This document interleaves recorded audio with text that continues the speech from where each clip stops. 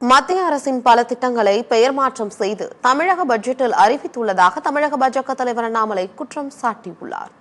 இது தொடர்பாக பேசிய அவர், கடந்த 33 மாதங்களில் திமுக அரசு கொண்டு வந்துள்ள திட்டங்களில் எந்த ஒரு தொலைநோக்கு பார்வையும் இல்லை என்று தெரிவித்தார்.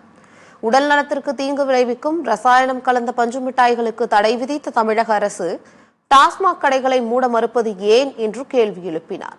தமிழகத்தில் அனைத்து துறைகளிலும் ஊழல் அதிகரித்துள்ளதாக அண்ணாமலை குற்றம் சாட்டினார். முன்னேற்ற கழகத்தினுடைய ஆட்சி எவ்வளவு மோசமாக இருக்குது அப்படிங்கிறதுக்கு இன்னைக்கு ஒரு பட்ஜெட் ஒரு உதாரணம்.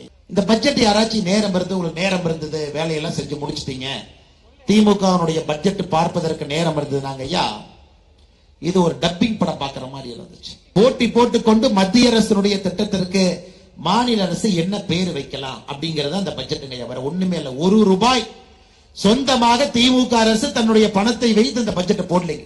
சோ நீங்க அந்த பட்ஜெட் எடுத்து பாத்தீங்கன்னா ஐயா, மத்திய அரசுடைய திட்டங்களுக்கு அப்படியே மாத்தி அதற்கு திராவிட மாடல் அரசு ஒரு பேரை வச்சு தன்னுடைய திட்டமாக வைப்பதற்கு ஒரு பட்ஜெட் 3 மணி நேரம் அசம்பிளியில் உட்கார்ந்து இருக்கிறாங்க.